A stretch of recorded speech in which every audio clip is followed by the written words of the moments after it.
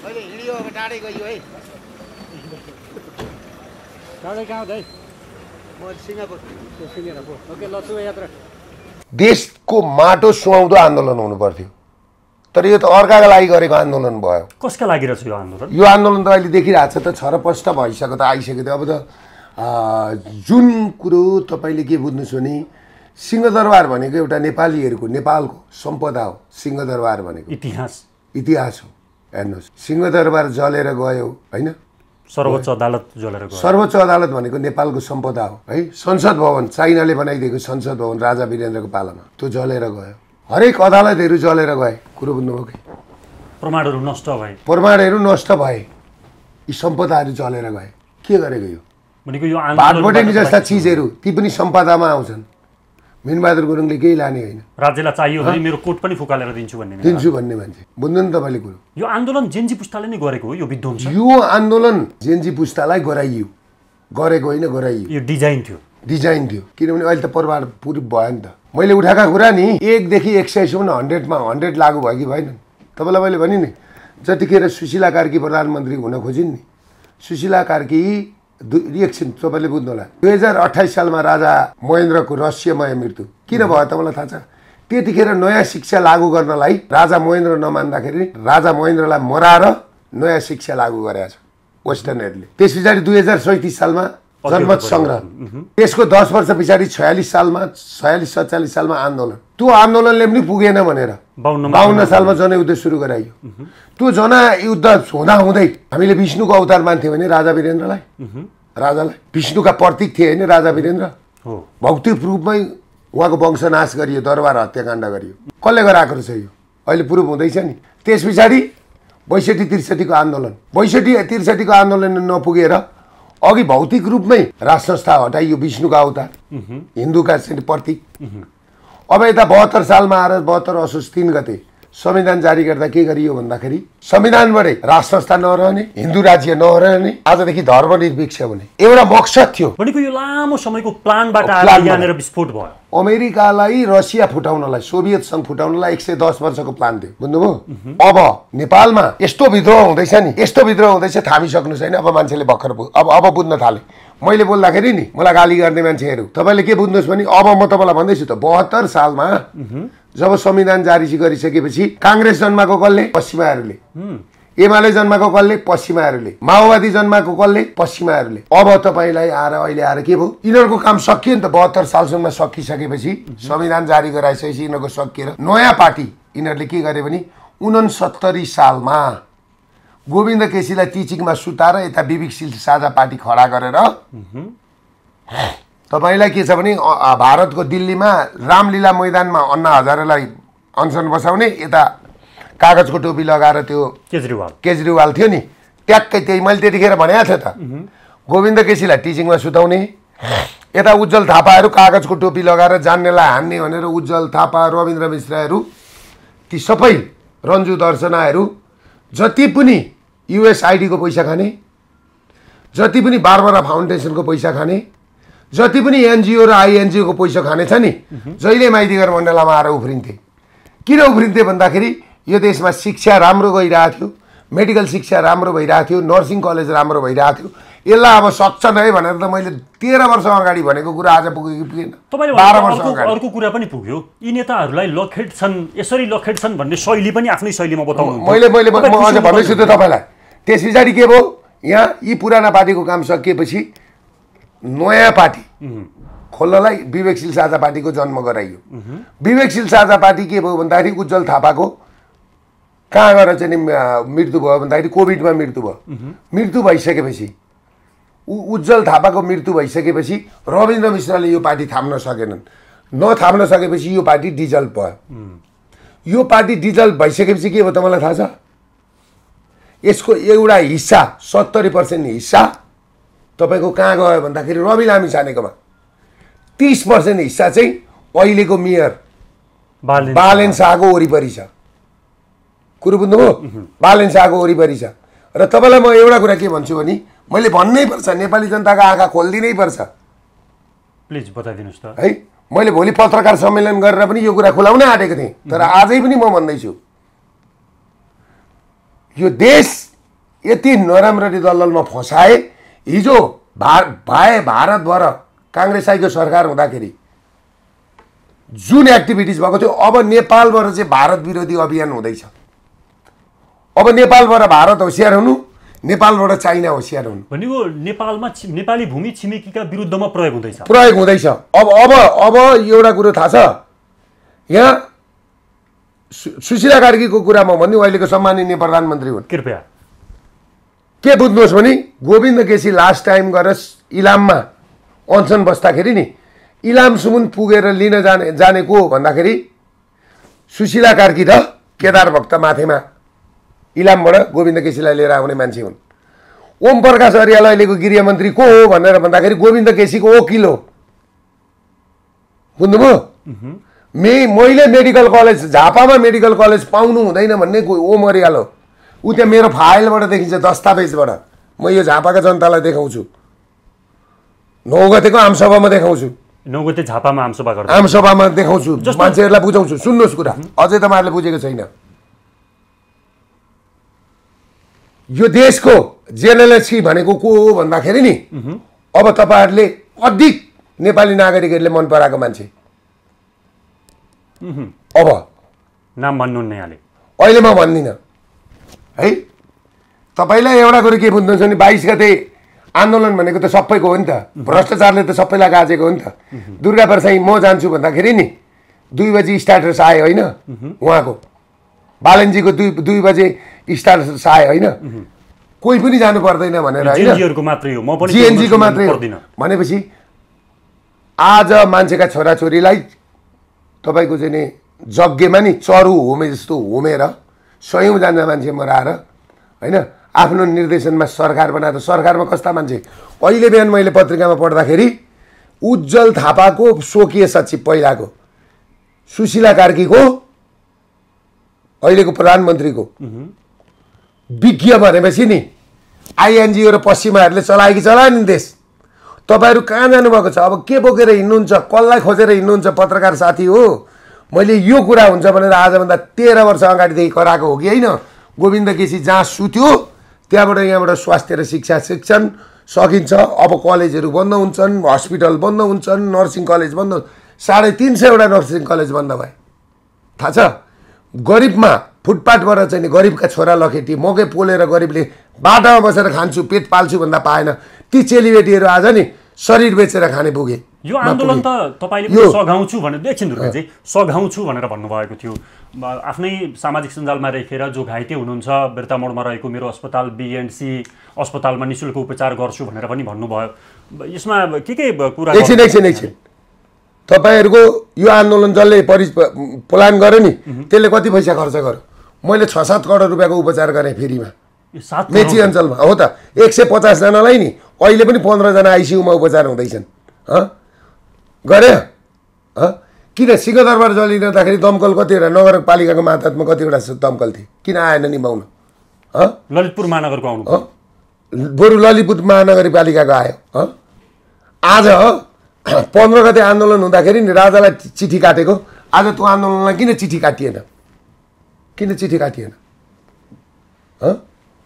भनेपछि नि यो के गर्न खोजिँदैछ? देश खाली बनाएर युवा जति लखेटेर बुढाबुढीको देश बनाएर यहाँ पश्चिमाबाट सेना ल्याएर चाइना र भारतलाई हान्ने षड्यन्त्र हो यो। जे गर्दा पनि असन्तुष्ट भएर हुन्छ र तपाईको आफ्नै चाहना होइन र यी नेताहरू त लखेट्छन् एक दिन होइन। यो नेताहरू लखेट्नु ठिक थियो, संविधान त उही भयो नि त। के हुनु पर्थ्यो? र तपाईँलाई म अर्को कुरो भन्छु, देखियो होइन नेता लखेटेको, तिनै नेतासँग गएर भोजन गरे त अस्ति संविधान दिवसको दिन 3 गते। यतातिरबाट प्रचण्डहरू छाता ओढेर जाँदै थिए, उताबाट सुशीला कार्की छाता ओढेर जाँदै थिइन्, यतातिरबाट अर्को भाइ जाँदै थियो, उतातिरबाट अर्को भाइ जाँदै थियो, अनि गगनसँग सबै त्यहाँ त भइसक्यो त, सबै मिलिसक्यो त। अब के गर्छ? अबको 2 महिनादेखि 3 महिनामा संसद पुनर्स्थापना हुँदैछ, फेरि लो नयाँ खुलासा पो गर्नु हुँदैछ, हेर्दै जानुहोस्, संसद पुनर्स्थापना हुँदैछ। तपाईलाई पनि यो आन्दोलनको स्टेक होल्डर मानेर प्रधान सेनापतिज्यूले बोलाउनु भयो, जङ्गी अड्डामा मिटिङ पनि भयो, तपाई प्रधानमन्त्री बन्ने यो आन्दोलनको स्टेक होल्डर भनेर मलाई बोलाएको होइन प्रधान सेनापतिले।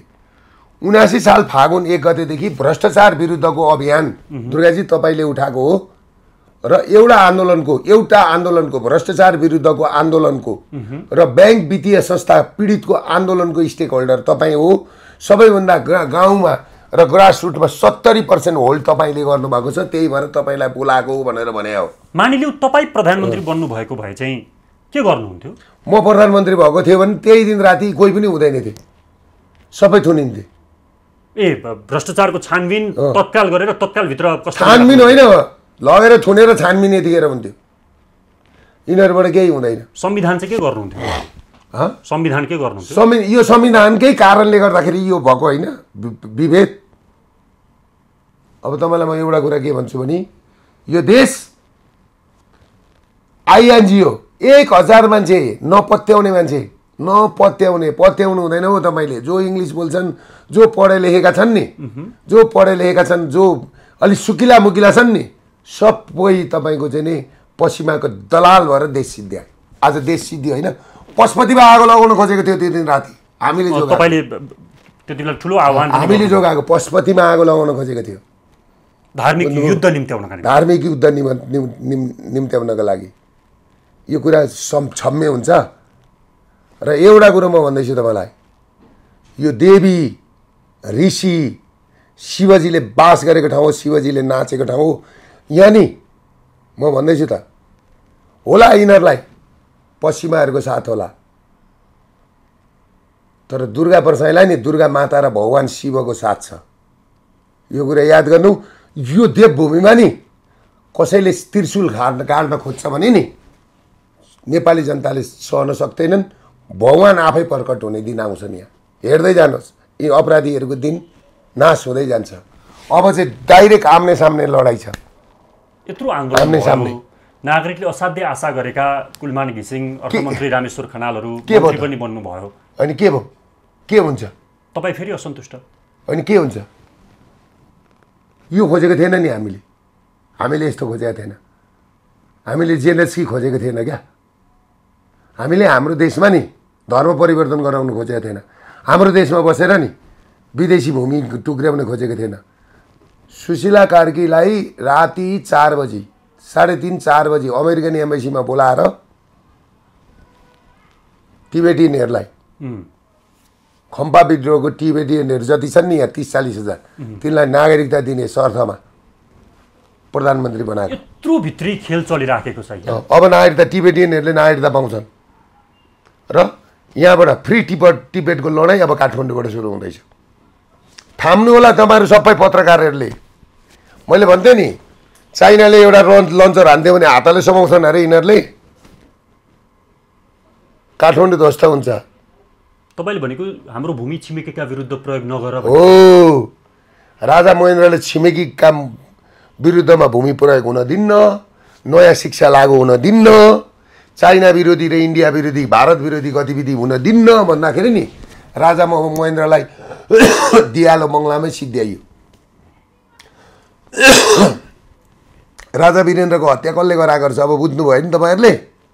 आयो नि यतिको पढे लेखेका मान्छेले बुझ्नु होला। आम नागरिकले तपाईँको भाषा स्पष्ट रूपमा बुझ्दछन्। तपाईँले भनेका कुरा दुर्गा प्रसाद त ज्योतिष नै हो कि क्या हो? जसरी लखेट्ने भन्थ्यो त्यसै गरी लखेटियो। मैले तपाईँलाई एउटा कुरो के भनेको थिएँ भने यिनीहरूले कट्टु बोकेर जान पाउँदैनन् भनेको थियो। यिनीहरूलाई लिन केही आउँदैन भनेको थियो। यिनीहरूलाई भारतले पनि साथ दिँदैन, पस्न दिएन नि। लुके भन्ने नागरिकले थाहा पाएनन् होइन। के हालत भयो यिनीहरूको? त्यो त भयो। त्योसम्म ठिक थियो। हामी फेरि उठ्नेछौँ भनेर महेश बस्नेतहरूले दिनदिनै धम्की दिइराख्नु भएकै छ। होइन, त्यो उहाँको धम्की उहाँकोसँग छोडिदिउँ। मलाई उहाँसँग सरोकार छैन, उहाँसँग मलाई कुरा गर्नु पनि छैन, उहाँको विषयमा केही कुरा गर्नु। राजनीतिक दल फेरि उठ्ला जस्तो लाग्छ। होइन, राजनीतिक दल उठ्ने नउठ्नेसँगको कुरा होइन, इस्युले उठ्ने हो क्या कुरा। आवश्यकताले जन्माउँछ। कहिले कहिले रत्नाकर राका पनि नि वाल्मिकी बनाएको थियो क्या रामायण लेखेर।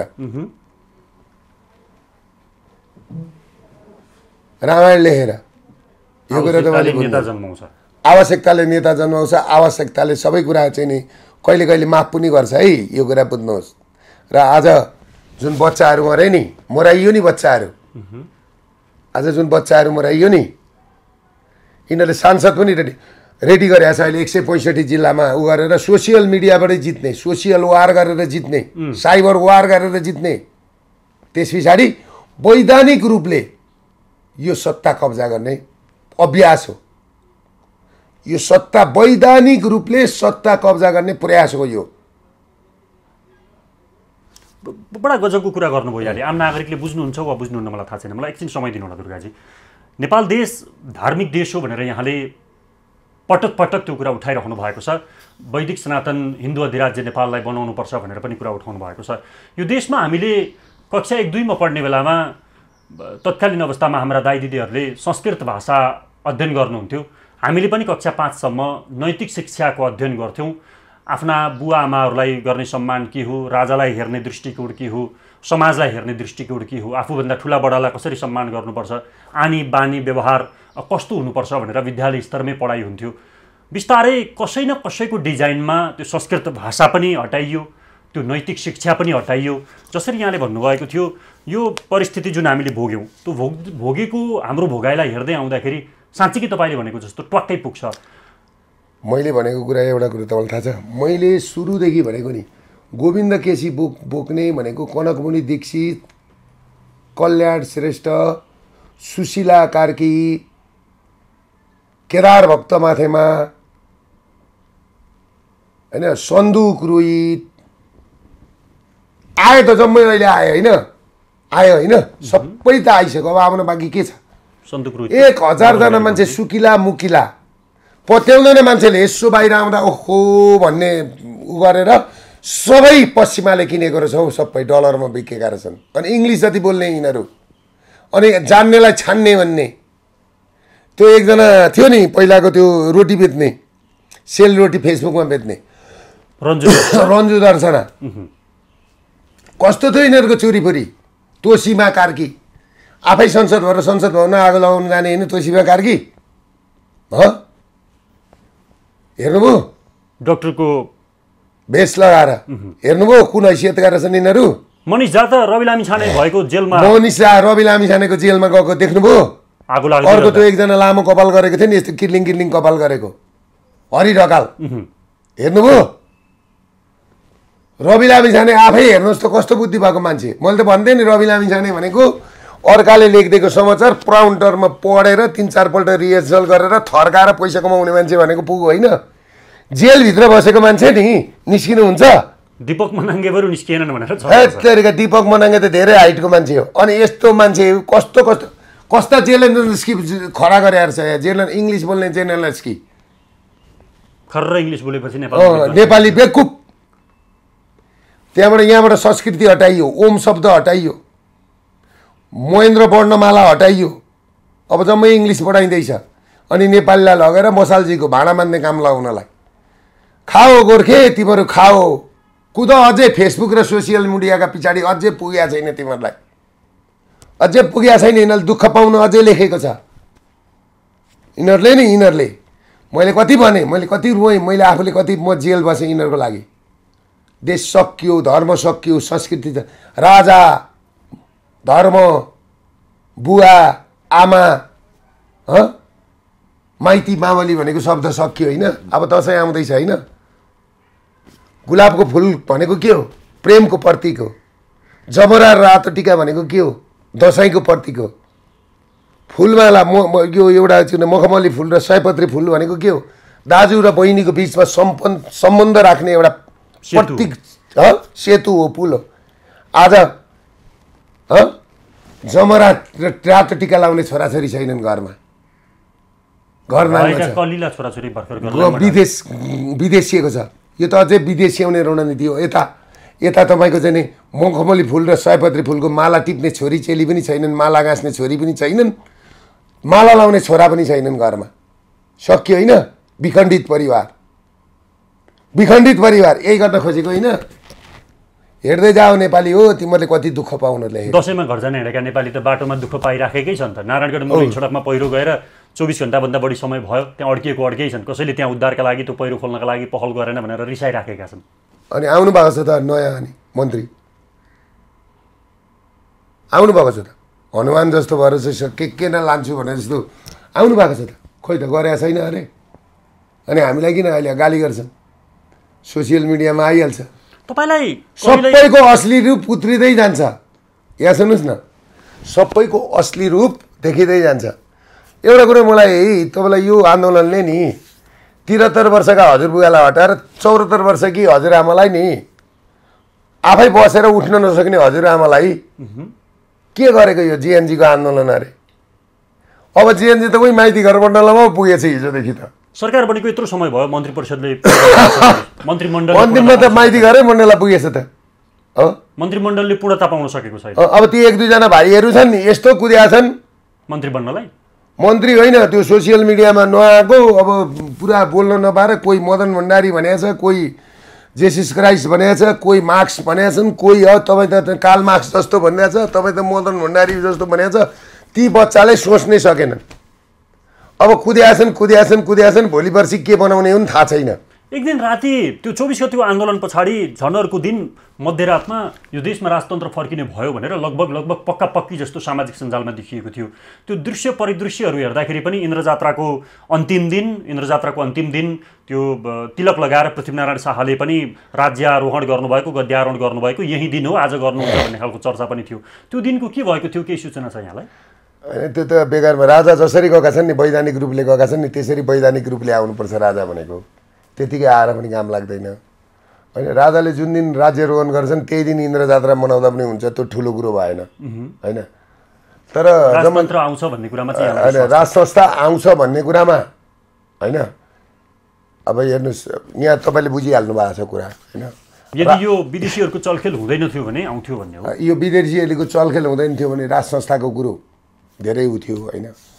अब मेरो राजासँग पनि हेर्नुहोस्, त्यो अरूको जस्तो हावागुरो गर्दिनँ, कन्ट्याक्ट छैन अहिले। अहिले सम्पर्कमा हुनुहुन्न? सम्पर्कमा छैन। दरबारसँग मेरो कुनै सम्पर्क छैन।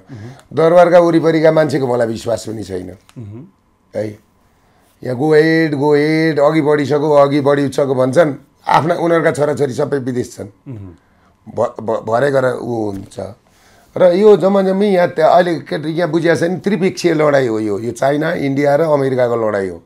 त्यसको चङ्गुलमा नेपाल यो देशलाई सिध्याइयो र यो देशको लडाइँ भनेको अब दसैँ तिहार पछाडि, छठ पछाडि जुन हाम्रो नेतृत्वमा हामीले आन्दोलन गर्छौँ। अर्को आन्दोलनको घोषणा त होइन, आन्दोलन गर्छौँ, शान्तिपूर्ण आन्दोलन गर्छौँ, नागरिकलाई बुझाउँछौँ, राष्ट्र जोगाउने, राष्ट्रघातीहरूसँग राष्ट्रवादीको लडाइँ हुन्छ।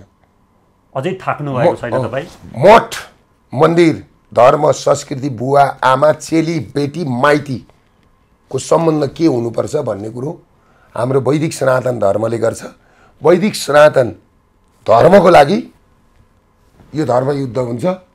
र म के भन्छु भने जेलस्कीहरूलाई यो तपोभूमि हो, यो भगवानको भूमि हो। म एउटा कुरा भन्छु त, यहाँबाट हिम श्रृङ्खलाबाट बगेर गएको पानी छ नि, भगवानका पाइलाहरू चुम्दै गएको पानी बिहारमा गएपछि के हुन्छ थाहा छ तपाईँको? गङ्गा भन्छ।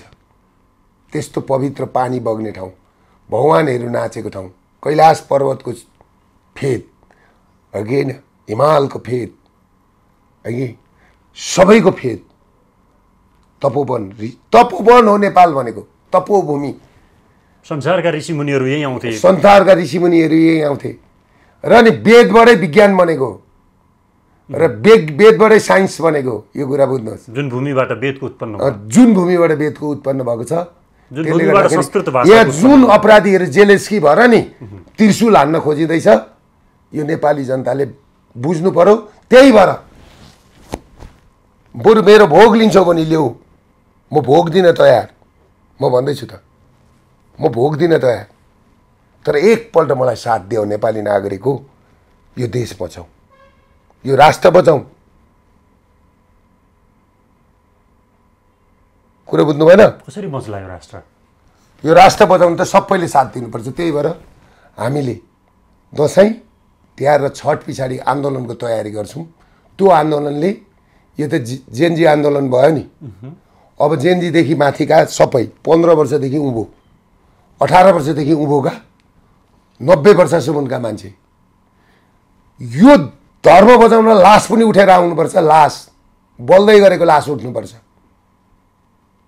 बल्दै गरेको चितामा जल्दै गरेको लास पनि उठ्नुपर्छ, चितामा बल्दै गरेको लासले पनि रुँदै भन्नुपर्छ, हे नेपाल आमा हामीले तपाईँलाई छोडेर जाँदै गर्दाखेरि यो देश बाँचोस् भनेर। र म अर्को कुरा भन्छु, नेपालीले बुझ्नुपर्ने कुरा, हाम्रो शरीर भनेको नि यो कपडा लाउने र हाफप्यान्ट लाउने कट्टु लाउने मात्रै शरीर होइन। शरीर भनेको आत्मा हो, शरीर भनेको दिमाग हो। आत्मा र दिमागले सोच, परिआउँदा देशका लागि लड्न तयार। यो बाहिरको त नि शरीर मात्रै, यो त कपडा लाउने चिज मात्रै हो। यो त कपडा लाउने यसो कपडा जस्तै चिज हो क्या, छाला र हड्डीले यसो उभिएको मात्रै हो। भित्र साँच्चै आत्मा र दिमागलाई सोच, तिमीले के गर्दैछौ पैसाका लागि? पैसाका लागि आफ्नी छोरी, आफ्नी आमा, आफ्नी दिदी, आफ्नो देशमाथि गद्दार गर्नु भनेको त्यो। जेनजी पुस्ताले इमान्दारिताका साथमा देशमा व्यथिति भयो, भ्रष्टाचार भयो, अनियमितता भयो, यसलाई हटाउनुपर्छ भनेर एक खालको आन्दोलन गर्यो। जेनजीलाई त लगेर भर्खलामा हालिहाले नि। 700 जेनजी त हस्पिटलमा छन्, माथि परमधाम पनि पुगिसके। 700 जेनजी मरिसके। यी त सबै चाहिँ नि डुप्लिकेट जेनजी हुन्। अहिले जेनजीले आन्दोलन गरे, मन्त्री को भयो? कति वर्षको मान्छे भयो? 60 कटेको, 75 वर्षको, हिँड्न नसक्ने ढिकी जस्तो, ढिकी च्याउ गरेर हिँड्ने। तर अनुभवका हिसाबले पूर्व अनि यो जेनजी आन्दोलनमा जति पनि यो इङ्ग्लिस बोल्ने छन् तिनीहरूको 90% को नागरिकता अमेरिकाको छ। बुझ्नु? अब यत्रो आन्दोलन भयो, यत्रो आन्दोलन पछाडि एउटा परिवर्तनको आशा पनि नागरिकले गरेका थिए। तपाईँले त यसलाई सकारात्मक रूपमै हेर्नुहुन्छ होला भन्ने पनि आम नागरिकको भरोसा थियो। तर तपाईँले यसरी कुरा गर्दा फेरि अर्को एउटा निराशा थपिन र? होइन, मैले जुन आन्दोलन थियो, जुन आन्दोलनलाई मैले सपोर्ट गर्न खोजेको थिएँ, जब मलाई बालनजीको स्टार्टर्स आयो नि मैले त्यहीँबाट बुझिहालेँ। मैले त पहिलेदेखि थाहा थियो है, यो स्टेप वाइज पश्चिमाहरूको डिजाइन अनुसार यो छ भनेर मैले सबै बुझेको थियो। जब बालनजीको स्टार्टर्स आउने बित्तिकै मेरो मन मरेर आइहाल्यो। मैले बुझिसकिहालेँ यो देशलाई सिद्ध्याउने रणनीति हो। गयो वैधानिक रूपमा चुनाव गराएर, फेरि चुनाव गराएर उनीहरूले भनेको काम गराउनलाई यहाँ गरेको चुनाव होला र? यो चुनाव भयो भने त सिद्धियो, यो चुनाव भयो भने सक्यो। र सबै नागरिकहरूले के बुझ्नुपर्छ भने नि, म त एमाले, म काङ्ग्रेस, म माओवादी होइन, म राष्ट्रवादी। एकपल्ट दुर्गा प्रसादलाई साथ दिउँ भनेर सबैजनालाई म आह्वान गर्छु, जोसुकै पार्टी होस्, तपाईँले धर्म, जोसुकै नागरिक होस्, संस्कार, संस्कृति सबै बचाउनुहुन्छ? सबै बचाउन लागौँ। मैले मेरो बलिदान दिनुपर्छ भने म दिन तयार छु, जहाँ उभिएर दिनुपर्छ दिन्छु। अर्को एउटा एकदमै डरलाग्दो स्थिति छ यो आन्दोलन पछाडि दुर्गाजी। भागेका कारणले भिजिट भिसा र वर्किङ भिजा पनि बन्द गरिसकेको छ। क्यानाडाले पनि नेपाली नागरिकहरूलाई अहिले प्रवेश प्रतिबन्ध गरेको छ भन्ने समाचारहरू आइराखेका छन्। विदेशका देशहरूले जो रोजगारीका सबैभन्दा ठुला गन्तव्य देशहरू थिए उनीहरूले नेपालीलाई आउन बन्देज लगाउने, नेपालभित्रका भाटभटेनी, सिजी लगायतका विभिन्न ठुला औद्योगिक घरानाहरू, चाहे त्यो हिल्टन होटल होला, त्यस्ता संरचनाहरू जलेर ध्वस्त पारिनु, नेपालभित्रको रोजगारी गुम्ने, विदेशीले अब आउन पनि प्रतिबन्ध लगाउने। अब त्यो एउटा पाटो भयो। मानिलिउँ यही अवस्था देखेर नेपालमा पर्यटकहरू त आउने सम्भावना तत्कालको अवस्था देख्दा छैन, डरलाग्दो परिस्थिति बन्यो। केही भारतीय पर्यटकहरूले यो आन्दोलनमा ज्यान गुमाएका समाचारहरू पनि आइराखेका छन्। मानिलिउँ मिन गुरुङले भाटभटेनी बनाइदिएनन् भने, हिल्टन होटल फेरि नेपालमा पुनर्निर्माण भएन भने, सिजीले आफ्नो व्यापार व्यवसाय बन्द गरेर फेरि मालदिप्सतिरै जान्छु म भनेर कल्पना गरिदियो भने, ती ठुला उद्योगपतिहरूले हामी नेपालमा सुरक्षित देखेनौँ, उद्योग सञ्चालन गरिदिँदैनौँ भनेर भने तपाईँ त आफू पनि एकजना सक्षम व्यवसायी हो, सक्षम उद्यमी पनि हो, तपाईँले चाहिँ यसलाई कसरी हेर्नु भएको छ? होइन, त्यो त मैले एउटा कुरो के छ भने चैत 15 गते पनि आगो लगाएँ होइन, यस्तै डिजाइन भएर आगो लगाएँ। चैत 15 गते जुन साफसुटर थियो नि, अस्ति भदौको 23 र 24 त्यही साफसुटरबाट गोली हान्नियो। अब मिनबहादुर गुरुङले बुझ्दा पनि हुन्छ कसरी लुटपाट भएको रहेछ। मिनबहादुर गुरुङ दाइले बुझ्दा पनि हुन्छ। हिल्टन होटलमा, मिनबहादुर दाइको जुन भाटभटेनीमा, सिजी ग्रुपमा आगो लगाउनु ठुलो अपराध हो। हेर्नुहोस्, यो कुरामा त हामी इन्भल्भ छैनौँ, हामीलाई त नआउनु भनेको। जुन डिजाइनबाट भएको छ नि त्यो त अब ऊ सोद्धा भइहाल्छ नि उहाँहरूले डिजाइन गर्ने मान्छे छ नि त यहाँ एक्कासी कहाँबाट आए ती मान्छेहरू हात हतियार बोकेर होइन, त्यो त्यो त- भाला त्यो त बोकेर, तपाईँको हो। पेट्रोल बम बोकेर कसरी आए? त्यो तपाईँले के बुझ्नुहुन्छ भने डिजाइनमा भएको कुरो हो कि डिजाइनरहरू छन् त अब त्यहाँ देखिसक्यो त डिजाइनरका मान्छे प्रधानमन्त्री भइसकेका छन् मान्छे गृहमन्त्री भइसकेका छन् उहाँहरूसँग गएर सोद्धा भइहाल्छ नि मान्छे सबै मन्त्री भइसके त त्यो डिजाइनर गर्ने त्यही टिमभित्रका मान्छे हुन् नि त तपाईँ यो आन्दोलनको उपलब्धिबाट सन्तुष्ट हुनुहुन्न? यो उपलब्धि होइन अर्को फेरि आन्दोलनको तयारी गर्दै हुनुहुन्छ? तयारी गर्दैछु त्यो चाहिँ राष्ट्र जोगाउनको लागि धर्म जोगाउनको लागि तपाईँले राजनीतिक दल खोल्ने भनेर पनि सामाजिक सञ्जालमा होइन लेख्नुभएको? राजनीतिक दल पनि खुल्दैछ त्यो राजनीतिक दल खोल्ने काम मेरो टिमले गरिरहेछ हाम्रो टिमले गरिरहेछ हजुर। है तर तपाईँ यो कुरामा क्लियर हुनुहोस् हामी राजनीतिक दल पनि खोल्छौँ अघि पनि बढ्छौँ के कुरा बुझ्नुहोस् भने अब देशमा नि हामीलाई जेलेन्स्कीहरूको र राष्ट्रद्रोहीहरूको आवश्यक छैन यदि देश बचाउने हो भने पहिला धर्म बचाउँ, संस्कार बचाउँ, संस्कृति बचाउँ, देश बचाउँ। ल त्यही हो हस्, समय दिनुभयो यहाँलाई धेरै धेरै धन्यवाद। धन्यवाद।